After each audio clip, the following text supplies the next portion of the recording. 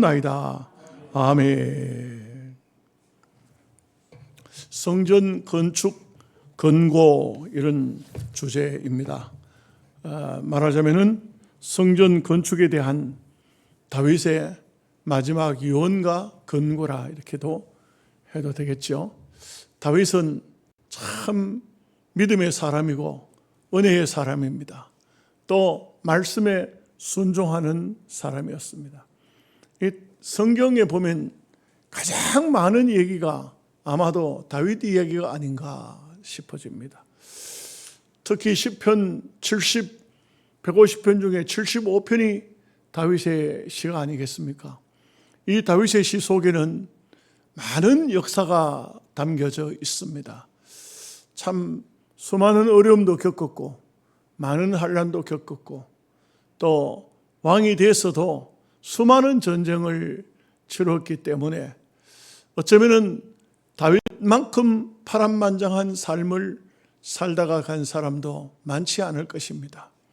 야곱이 바로 임금 앞에서 내가 험악한 세월을 살았다고 말했지만 어쩌면은 야곱도 험악한 인생을 살다가 간 사람 중에 하나일 것이지만 다윗도 똑같습니다.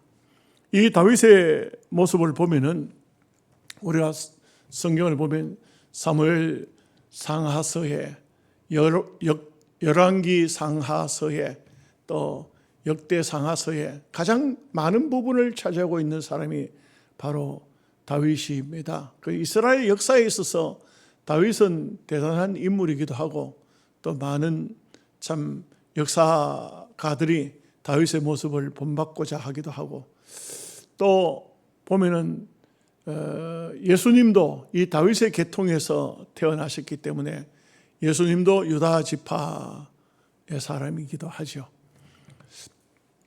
구약에는 하나님을 만나는 길이 오직 중보자 제사장을 통해서 하나님을 만나죠. 하나님을 만나는데 하나님께서는 제사 제도를 레위기 성경을 통해서 다 말씀해 주셨고 하나님을 만나는 방법을 말씀을 합니다. 참 보면은 구약적으로 보면 하나님을 만나는 것도 어렵고 또 하나님을 섬기다가 실수하면 바로 죽습니다. 그래서 아론의 두 아들도 바로 현장에서 바로 잘못해서 죽기도 하고 법궤를 모셔오다가도 잘못하니까 현장에서 바로 죽습니다. 그러니까 하나님을 굉장히 엄해하신 하나님, 그래서 두려운 하나님이죠. 그래서 하나님을 섬기는데 아무렇게나 섬겨서 안 됩니다. 하나님을 섬기는 것은 반드시 율법대로 법도대로 하나님을 섬기는 것입니다. 우리가 신앙생활을 하면서도 신앙생활에 있어서 내 기분 따라 내 생각대로 하나님을 섬겨서는 안 됩니다.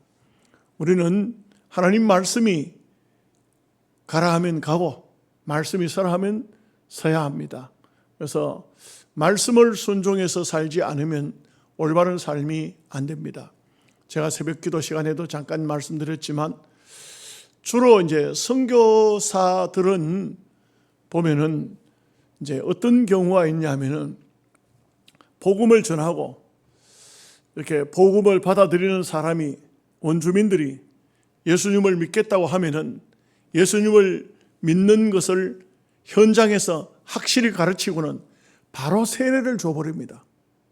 바로 세례를 주면은 이 사람들이 어떤 생각을 하냐면 세례를 바로 받은가 동시에 나도 이제 이 그리스도인의 캠프 속에 포함된 나도 여기에 한 일원이구나 이것을 느껴요. 그래서 자기들이 가지고 있던 우상이나 자기들이 가지고 있던 종교를 버리고 그리스도인이 되는 것이 바로 이 참 오묘한 사람들 또는 이렇게 아프리카나 어떤 아마존이나 이런 여러 지역에 지금도 선교하고 있는 분들을 보면 대체적으로 그렇게 합니다.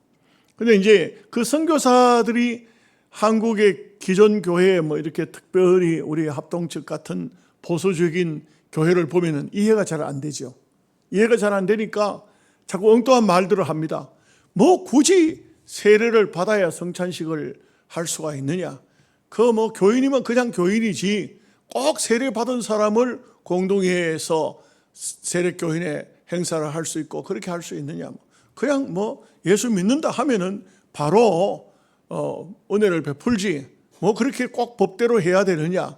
그렇게 법대로 하고자 하는 교단이 교파가 세계 각국의 어느 나라에 어디에 있느냐? 이렇게 이제 말을 한 경우가 참 많이 있습니다.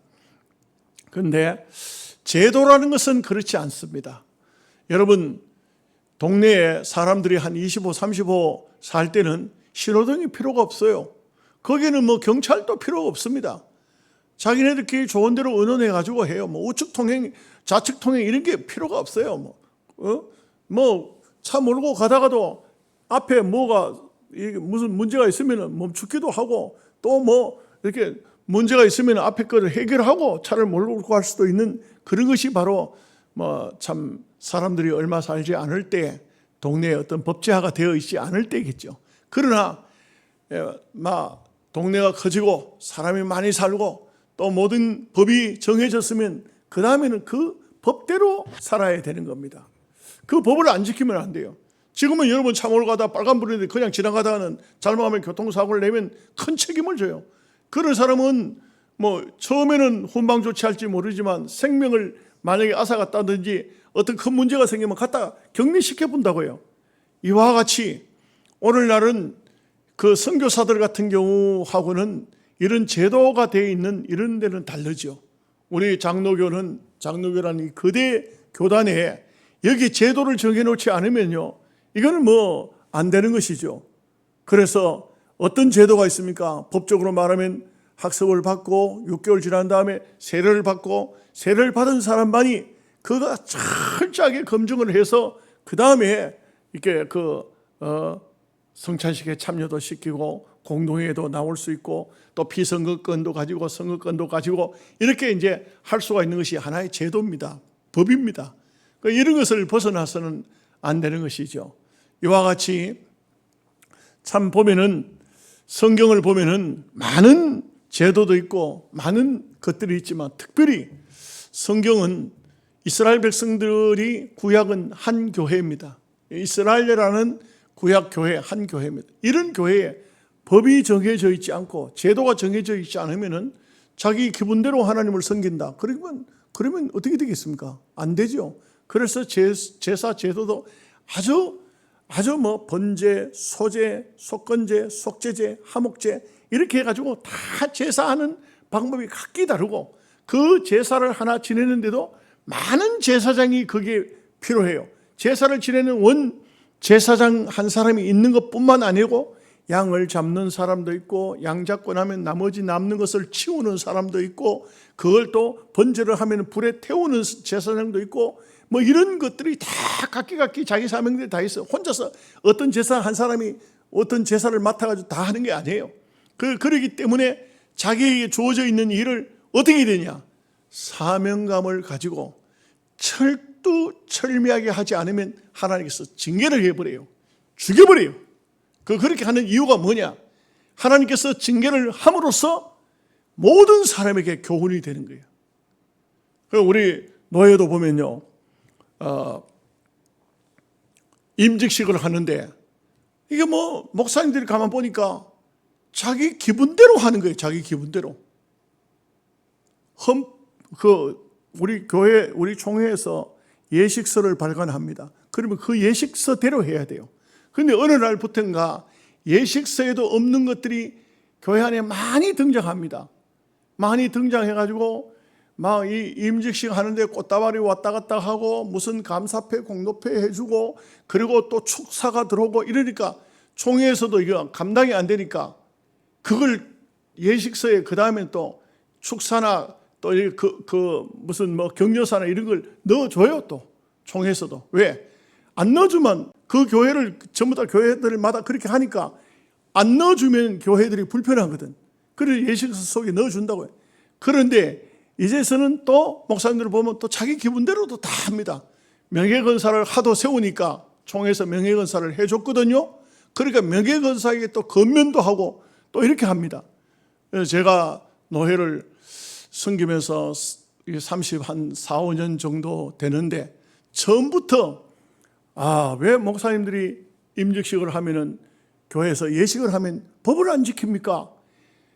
그런데 다른 목사님들은 대체적으로 보면 뭐 좋은 게 좋지, 뭐 그런 좋은 임직식에 뭘 목사가 좀 실수하고 목사가 뭐 욕심내서 뭘 했다고 하더라도 말 안 해요. 입을 다물고 있습니다. 그렇게 하면은요 질서가 깨져버립니다. 이 대한예수의 장로의 합동이라는 이 보수가 깨져버리는 거예요. 깨져버리면은 그러면 어떻게 됩니까? 그 하나님께 영광 되는 게 아니에요. 사람들만 즐거워하는 것이지. 우리 노회 안에 보면요 목사님들이요 정상적인 예배를 드리는 목사님이 많지를 않아요. 여러분 정말 이거 안타까운 건데 저는 볼 때 우리 노회뿐이겠습니까? 제가 헌신 예배 우리 노회 안에 거의 가봤는데 거의 정상적으로 예배를 안 드려요. 다 열린 예배라는 게 있는데 그 열린 예배에 절충을 해가지고 예배를 합니다. 제가 어느 교회 장로님 보고 장로님 교회에서 정상적인 예배를 해야 됩니다. 우리 정상적인 예배 합니다. 그러니까 내가 가만 헷갈리는 게 뭐냐 하면은 이 장로님들이 자기네들이 열린 예배와 이게 보수적인 예배의 중간 단계를 취하는데 그게 익숙해져 버리니까 장로님이 어떤 생각하냐면 우리는 이게 정상인 줄 알고 있어요. 이게 좀 심각한 문제거든요. 심각한 문제입니다. 마찬가지로 제가 임직식이 잘못된 것을 수도 없이 이야기를 하고 임직하기 전에도 이야기했는데 또 자기들 마음대로 해버리니까 노예 지도하는 어른이 돼가지고 말할 수 없어서 하니까 또 어떤 장로님이 또 바로 댓글을 달기를 뭐라고 달냐면 그 임직 다 하고 난 다음에 또 그런 얘기하면 찝찝하거나 왜 그런 얘기를 왜 하는 얘기야? 이거 정말 답답합니다. 왜? 잘못된 것을 잘못됐다고 지적하는데 또 찝찝하다 하는 거야. 이게 그래가지고 노예 얘기를 100번 해도 안 돼요. 안 듣습니다. 목사님들 전부 다 귀넘어 듣고 자기들 또 일을 할 때는 자기 마음대로 해봅니다. 구약에는요, 오늘날 신약시대니까 그렇지 구약에는요, 하나님 앞에 제사를 드리는데 하나님의 제사의 법도에 안 맞으면 하나님께서 바로 쳐버려요. 그 성전이라는 것은 대단히 중요한 것입니다. 그래서 다윗은 나라 안에 온갖 지도자들을 모든 머리가 되는 사람들을 다 모아서 성전을 지을 것을 권고합니다. 성막을 통해서 하나님 앞에 제사하는 것과 성전을 지어서 하는 것은 또 전혀 달라요. 문제가 다릅니다. 이 성막 제도와 성전 제도는 다르죠. 또 오늘날 와서는요, 또 목사님들이 이게 또 헷갈리는 거예요. 지금 예배당을 지어놓고 꼭 성전이라고 하는 사람이 있어요. 예배당은 성전이 아니에요. 성전은요, 하나님께 나아가는, 바로 하나님께 나아가서 하나님을 만나는 처소가 성전이에요. 지금은요, 우리가 하나님을 만나는 장소는 어디냐? 여기만 하나님을 만나는 장소가 아니에요. 여기엔 집회되어서 이곳에서 하나님을 예배하는 곳이지만 개인적으로 여러분의 골방에서도, 가정에서도, 직장에서도, 일터에서도, 밭을 갈다가도, 논을 갈다가도 얼마든지 하나님을 만날 수 있어요. 이 신약시대는요, 성전 안에 그 휘장이 찢어지면서 루터가 말한 것처럼 만인 제사장이에요. 이게 얼마나 하나님께서 우리에게 큰 은총을 주셨냐. 누구든지 어느 장소에서든지 누구를 통하지 않고 하나님의 이름을 부를 수 있어요. 하나님을 만날 수 있는 거예요. 이런 것을 깨닫지를 못하면은 지금도 교회당을 성전이라 하고 또 하나님을 만나는 것도 굉장히 어떤 특별한 사람만 하나님을 만나는 줄 알아요. 그래서 늘 보면 자기가 기도하지 않고 기도 좀 해 주십시오. 기도 좀 부탁합니다. 자기는 기도 안 해요. 자기는 그야말로 믿음의 삶을 그냥 이름만 교회에 걸쳐놓고 그 다음에는 목사님이나 또 기도 많이 하는 권사님이나 장로님들한테나 기도를 부탁하고 자기는 안 하는 거죠. 그렇게 하는 것은 아닌 것입니다. 그래서 성전이 세워지고 이렇게 또 성전이 건축되어지면 이스라엘 백성들은 이제는 1년에 3번씩 반드시 하나님의 성전에 나와서 하나님을 만나도록 하는 그런 것이기 때문에 성전은 참으로 이스라엘 백성들에게 있어서는 매우 중요합니다. 왜냐하면 이것은 은혜의 시온소이기도 하지만 또 또 하나님의 심판이 내리는 장소이기도 합니다. 하나님께서요, 성전에서 예배를 제사를 드리는 이스라엘 백성들의 제사를 받지 않으면 성전은 파괴됩니다. 그리고 하나님의 심판은 내릴 수밖에 없는 것이 아주 무서운 하나님의 제도가 바로 성전을 통해서 나오고 있다, 이렇게 할 수 있습니다. 자, 1절 말씀을 다 함께 같이 읽겠습니다. 다윗이 이스라엘 모든 고관들 곧 각 지파의 어른과 왕을 섬기는 반장들과 천부장들과 백부장들과 및 왕과 왕자의 모든 소유와 가축의 감독과 내시와 장사와 모든 용사를 예루살렘으로 소집하고, 그 이스라엘 나라에 내놓으라 하는 모든 사람들을 다 부른 겁니다. 다 부른 겁니다. 그래서 하나님의 일은요, 어떤 사람이 하고 어떤 사람이 안 하고 이런 것이 아니고, 하나님의 일은 그야말로 여긴 대표자들이요, 모든 백성이 하나님의 일은 하나님께서 어떤 역사를 이루실 때는 함께 동참해야 됩니다. 나중에 보면은 이 다윗이 성전 지으라고 권고하지만 또 자기가 헌금한 얘기를 또 해요. 헌물한 얘기를 해요. 그리고는 여기 있는 지도자를 보고 다 또 하나님 앞에 동참하라고 해요. 다윗의 성령 충만한 권고의 말씀을 듣고는 모든 사람이 또 함께 동참합니다. 동참해서 그야말로 성전 짓는데 온 국권을, 온 민족의, 온 백성들의 대표자들이 다 참여함으로써 하나님께 큰 영광이 되는 것이죠. 여러분, 주의 일은요, 몇몇 사람에게 맡겨서 안 돼요. 그렇게 하면 안 됩니다. 주의 일은 모두가 다 합해야 돼요. 오늘날 예배당을 하나 짓는다.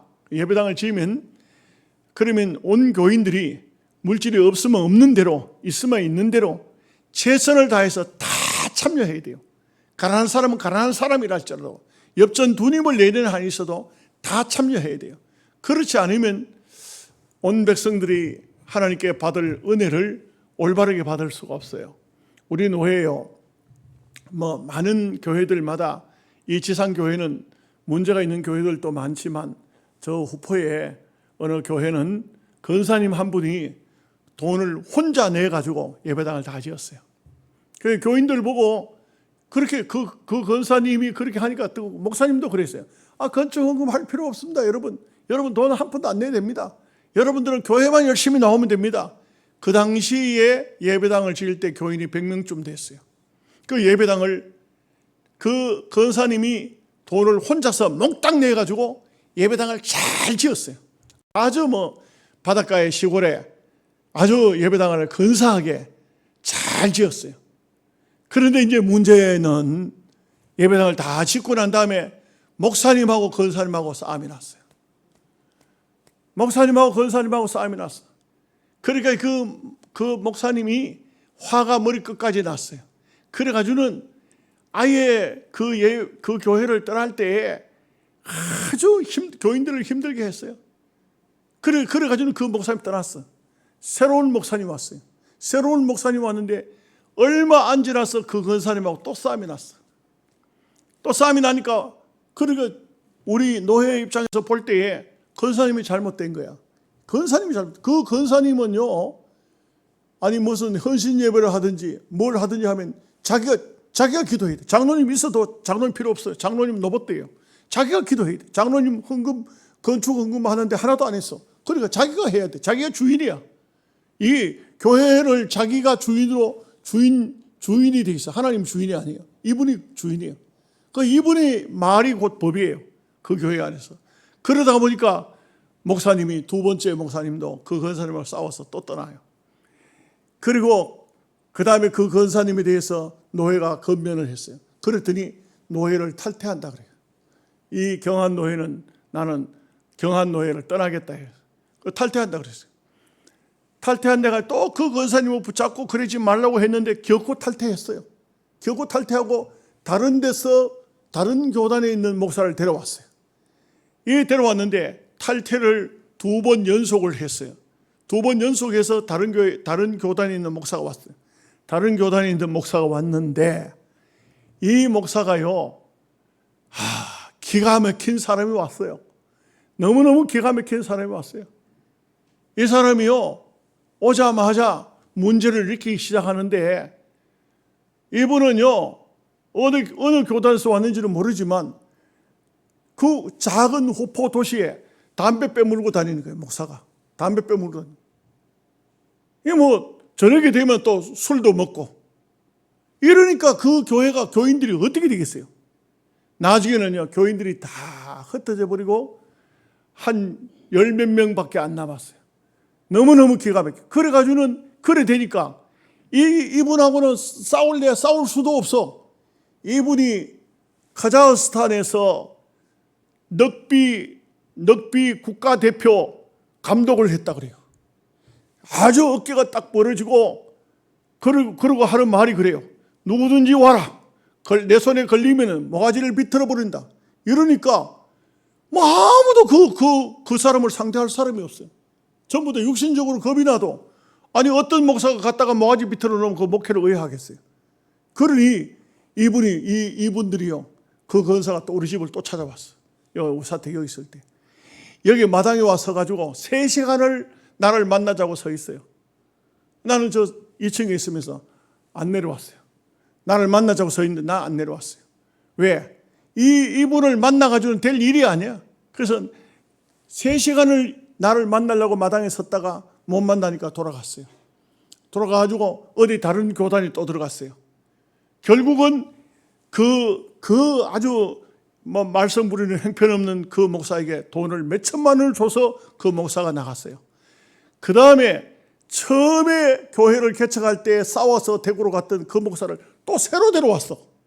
새로 데려왔는데 이번에 데려오면은 옛날 싸우던 그 싸움은 이제 안 싸우고 이제 잘 살 것 같은데 또 싸웠어.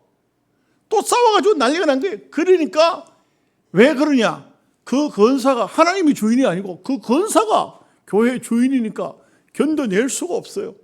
결국은 그 목사가 몇 년 동안 싸우더니 있던 교인들은 다 나가고 그 목사도 이제 짐 싸서 떠나니까 교인이 한 명도 없어요. 그 교회가 지금 뭘 하고 있는지 아십니까? 교인이 한 명도 없으니까 커피집을 하고 있어요. 지금 커피숍이 되어버렸어요. 여러분, 그러고 나니까 그 다음에 막 여기저기서 내한테는 연락이 와요. 나는 그 얘기 하기 싫다고, 하지 말라고. 나는 하기 싫다고.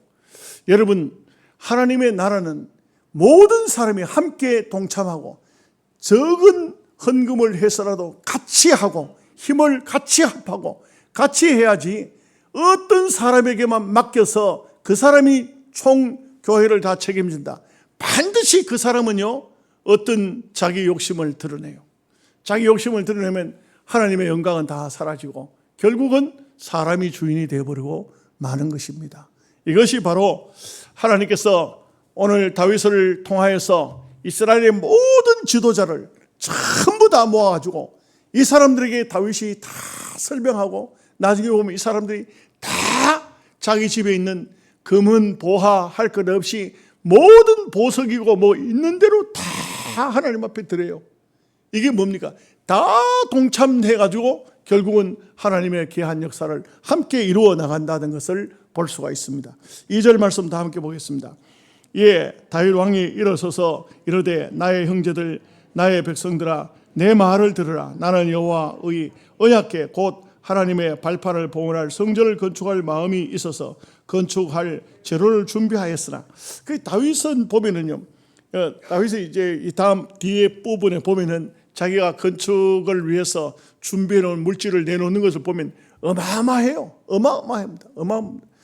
이거 뭐 다윗이 내놓은 것만 해도 금 3,000달란트, 금 3,000달란트면 어마어마한 뭐 이게 금이에요. 한 달란트가 35kg에서 45kg라고 봐요. 그 45kg라고 친다 할 것 같으면 이거는 뭐 엄청난 거예요. 엄청난 게.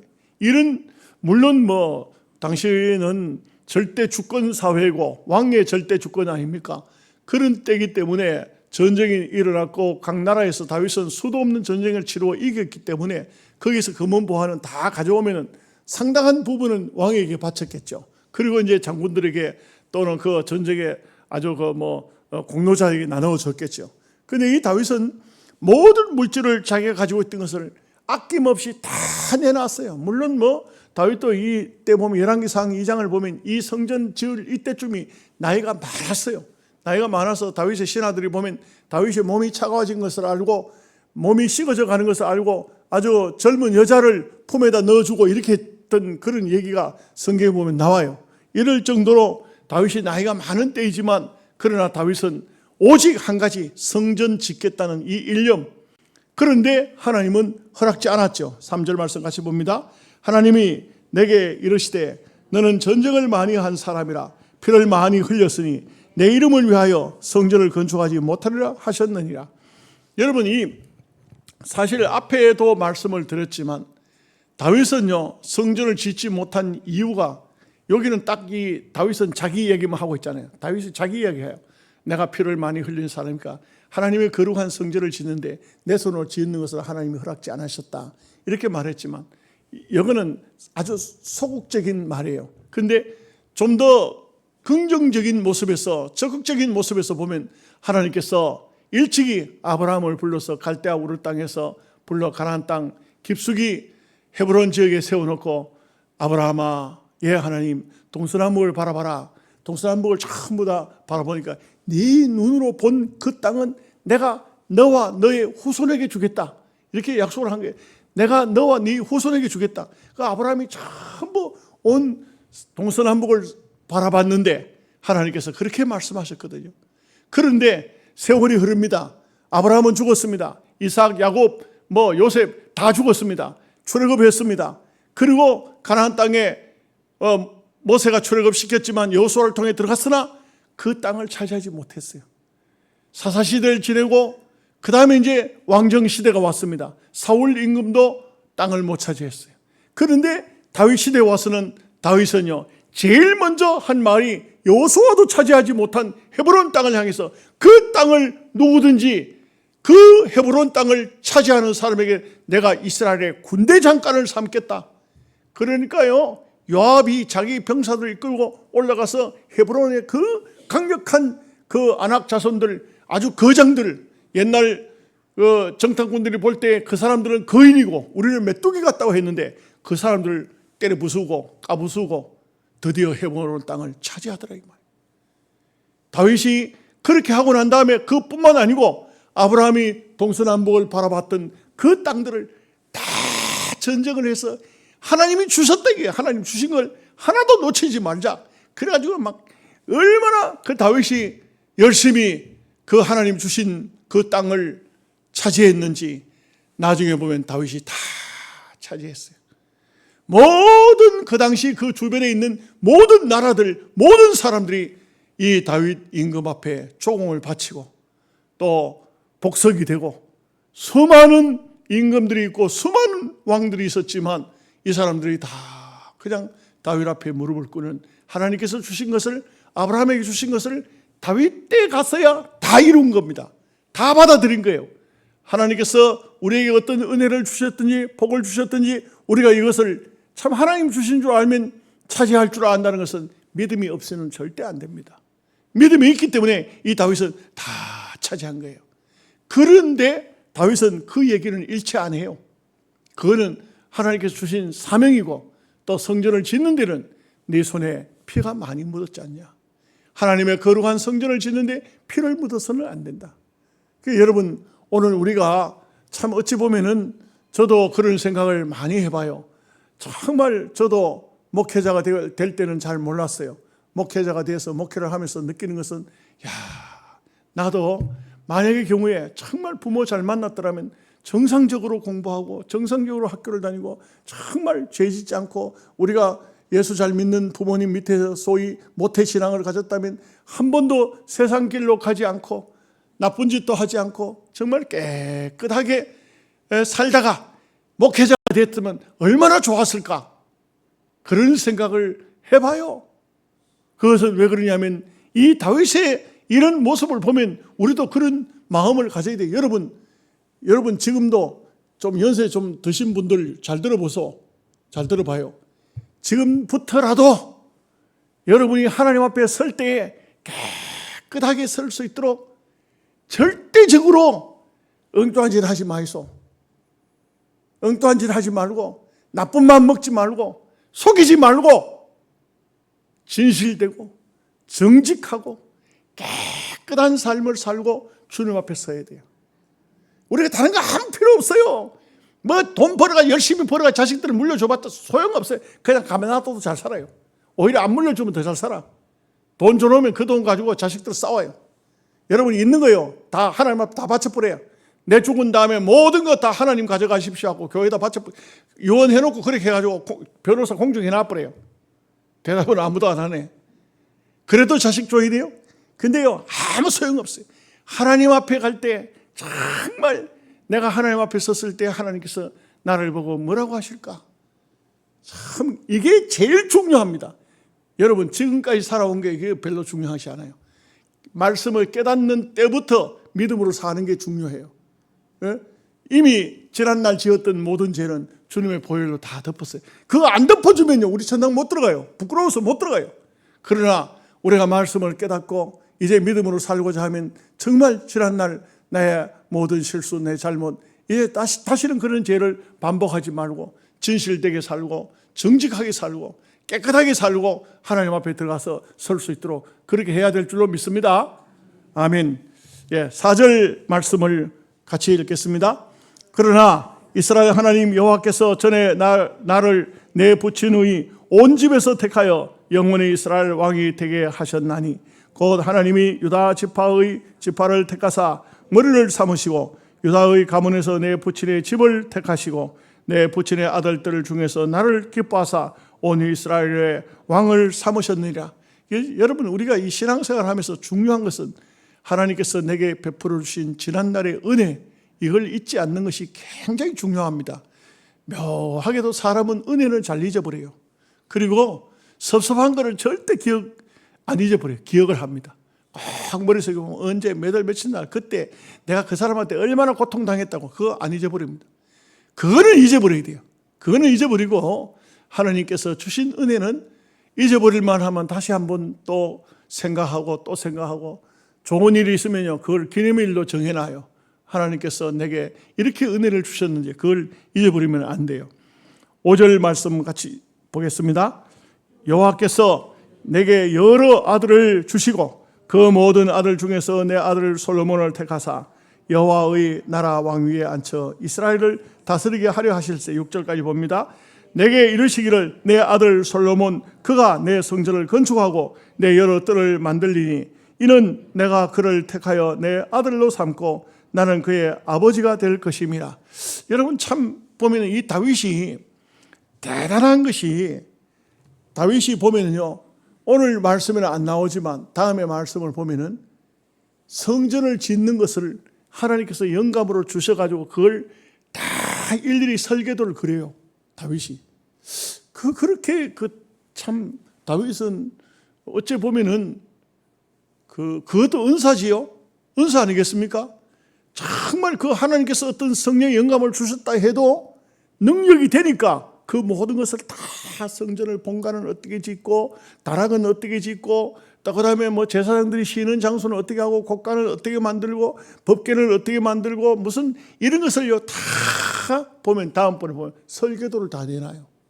그러니까 보면은 참 놀라운 게 하나님께서 다윗에게 주신 사명이 다윗에게 주신 은사가 굉장히 많죠. 이 사람은요 시도 얼마나 잘 씁니까? 글들이 그 시가 다 이스라엘 사람들의 노래가 됐잖아요. 전쟁터에 나가면 집니까? 안 져요. 골리앗과 싸워도 이기잖아요. 큰 전쟁 잘하죠. 수금 타지요. 언제 그 양치던 목동이 수금을 배웠는지 참 저는 보니까 이런 게 가능하기는 가능하겠더라고. 보니까 장애아인데 우리나라의 얘기입니다. 장애우인데 얘가 피아노 소리를 누고 피아노를 치면은 그걸 한번 들으면요 그걸 보지도 않고 지가 쳐버려요. 이거 안 믿어지시죠? 실제로 우리나라에 그런 얘기가 있어요. 인간적으로 보면은 이게 지금 애가 모자라는 거예요. 모자라는데 음악에는 천재성을 띠고 태어나는 거예요. 와, 너무너무 신기한 거예요.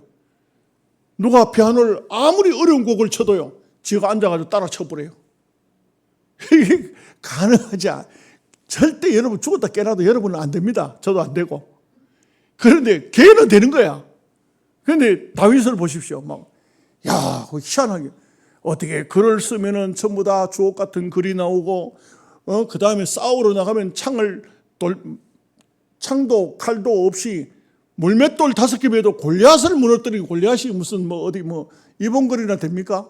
이게 이봉걸만 해도 그 대단한 인물이죠. 함부로 취급하지 하잖아요. 근데 그 골리앗을 무너뜨려 이기지요. 그런데 또 하나님께서 성전 짓는 식양을 보여주시니까 또 그걸 다 일일이 그려가지고 다 내놓습니다. 나이나 적나요? 전쟁하러 가서 한 번이라도 실패했나요? 이렇게 다재다능한 사람이 어디 있을까요?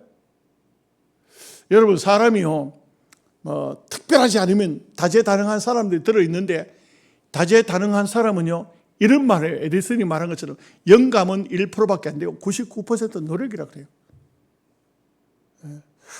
아무도 잘 안 믿어지시는가 본데, 노력하면 돼요. 노력하면 됩니다. 우리 권일준 장로님도 처음에 찬양 지휘자를 하라 하긴 해. 절대로 안 된다. 또 박순정 권사님이 얼마나 또 막 안 된다고 해놨던지, 아이고, 집사 때, 목사님죠, 나는 하고 싶어도 못합니다. 왜 그러니?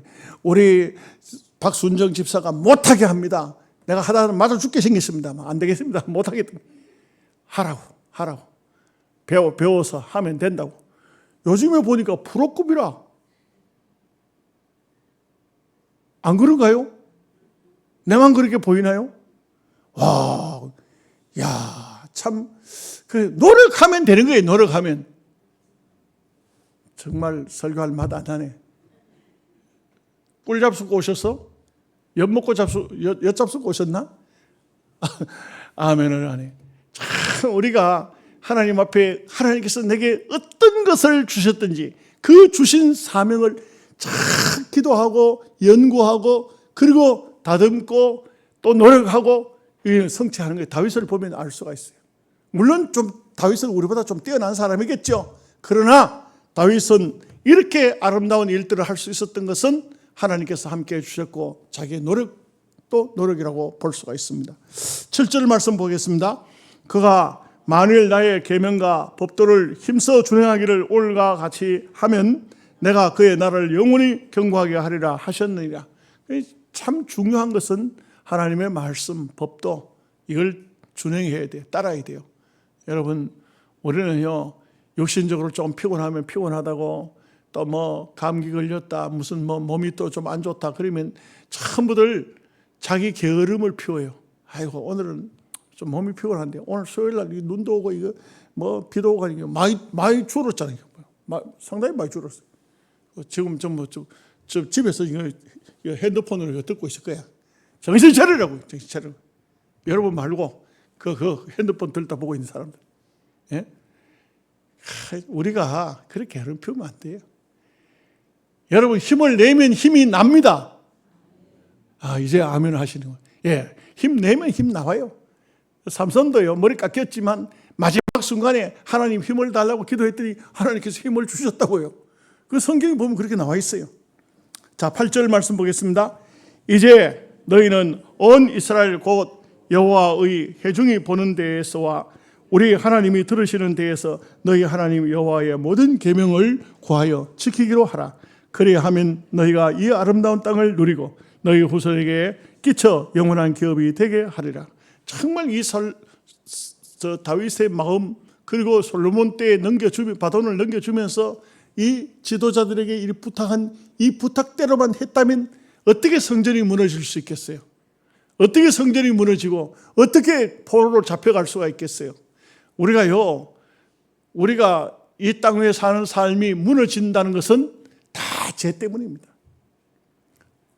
생각해보면 하나님께서요 믿음으로 살고 말씀대로 사는데 무너뜨리는 경우는 없습니다. 이 대한민국도요 정말 보면은 안타까운 것은 대한민국이 정말 전 세계가 지금 다 놀라고 있어요. 이 조그만 나라에서. 예? 여러분 우리 대한민국이 세계 민족들이 볼 때 너무너무 놀래요. 너무너무 놀래요. 이런데 문제는 뭐냐? 자꾸 뭐 차별금지법이라든지 뭐 이런 동성애법이든지 이런 그런 못된 짓을 하고 국회에 앉아가지고 매일 싸움 지르나 하고 그 뭐 전부 공산주의 그 흠모나 하고 그래 들어앉아있으면 망해요. 나라 망합니다. 결국 망할 수밖에 없어요. 다윗이 이렇게 부탁했는데 이 지도자들이 그 지도를 그대로 따랐다면 절대 망할 수가 없죠. 이스라엘은 망할 수 없습니다. 아니 망할래야 망할 수가 없어요. 여러분 올해 한 해도 보면은요, 요 얼마 전에도 태풍이 4개가 생겼어요. 한반도로 올란지 어디로 올란지 몰라요. 하나도 대한민국으로는 안 와요. 이게 여러분 절대 우연이라고 보십니까? 그렇지 않아요.